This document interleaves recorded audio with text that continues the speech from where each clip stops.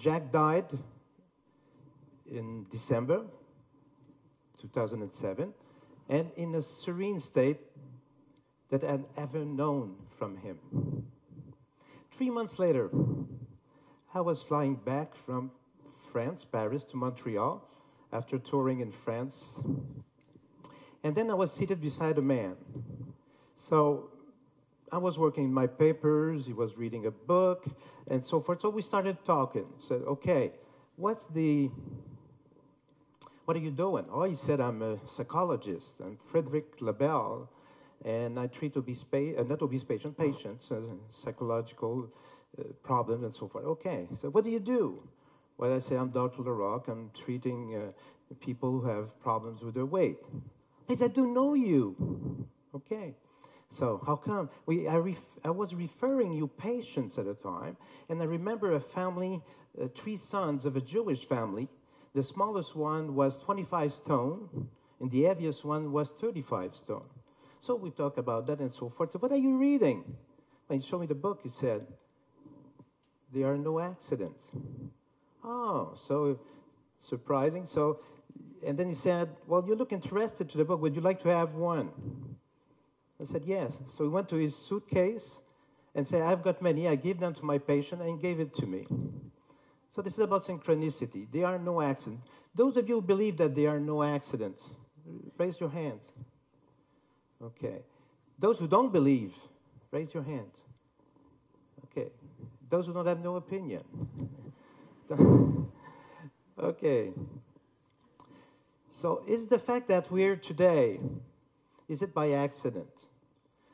Those of you who have been knowing me through one of my books or CDs or the mental weight questionnaire, raise your hand.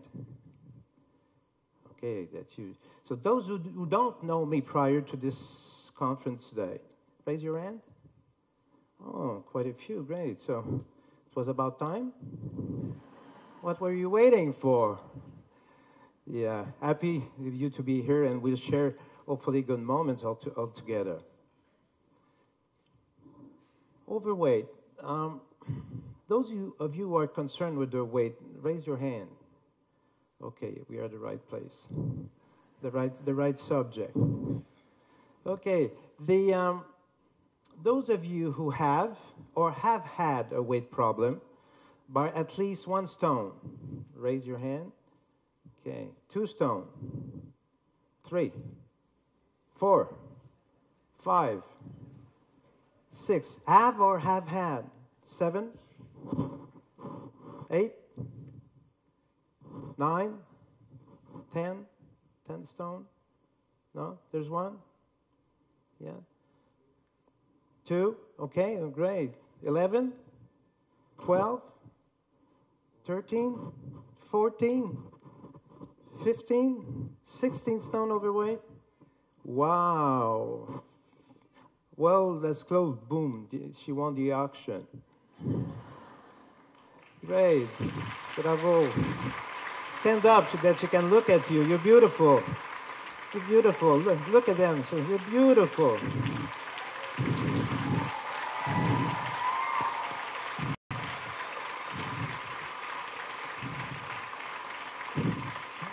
Thank you. Thank you. So obesity now is seen like addictions by many people, many scientists and doctors. So just like those who have alcohol problems, smoking, drugs, gambling, shopping with the little card. How do you call the little card when you're shopping? Yes. Well, and we may have more than one addiction. Sometimes we can have many. Okay. So those of you who have been able and who today weigh 1 stone less than at the beginning, at least 1 stone, maybe more, but those at least 1 stone. Raise your hand. Great. 2 stone less than once. 3 stone less than once. 4 stone less than once. 5 stone. 6 stone. 7 stone less. 8 stone. Wow. And you had 11, 16 stone less. Great. So I think a big hand of applause for every one of you. Wow. Wow. Brilliant. Okay. Now, those who have not been able to go and maybe still have a problem and they can get rid of it. So those who have been going through at least one diet, raise your hand. 2 diets, 3, 4, 5, 6, 7, 8.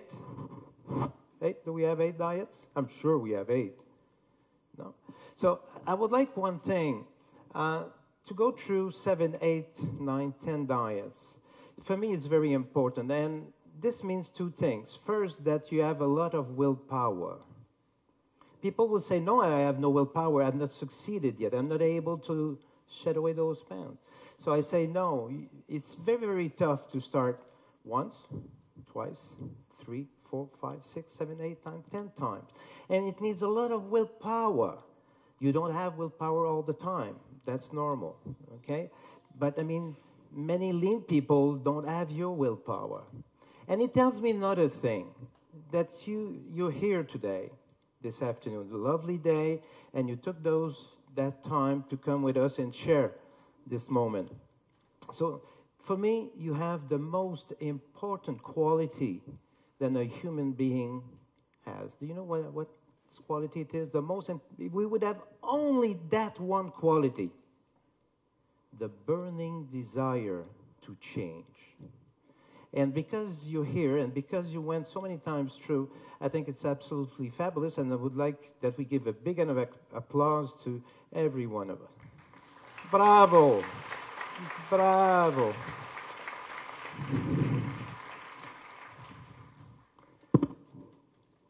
I was unable also to do something, and it was to speak in public. Maybe you can't figure that out, but it's the real truth. Though there are surveys where we ask people, what are you the most fearful of? And some surveys, they say, we're more fearful of speaking in public than even death. So raise your hand, those of you who are fearful to speak in public. We'll ask you to come on stage after. No, not at all. So raise your hand, those who are afraid or fearful to speak in public. Okay, I was like that. I was about 20 years old, and the first time I was asked to speak in front of an audience, it was at medical school. So I had to present a topic to my colleague students. So there were about 150 of these people. So, okay, so on the previous night, I mean, I didn't sleep good, honest. And in the morning, I was running to the bathroom like crazy. And then when I started to speak in public, and it was, so I was so nervous, my legs would shake like that and so forth. I say, well, oh my God, I'll talk to you about the vertebrae disc. So everybody started laughing, and it's been a very, very miserable experience. But most of all, to have imagined when I was 20 that I would speak in public in English. I was born from a French-speaking Canadian family, not knowing that many words in English. So, and just to give you an example, my father in his 50s, I mean, he had emphysema, pulmonary problems. So, as many snowbirds, we call snowbirds the Quebecers, who during the winter months go south because they want to avoid winter. So he said, yes, but I have to drive from Montreal to Miami. So he didn't know that many words in English. So he learned 5. Please, thank you. But then he had to fill up the gas.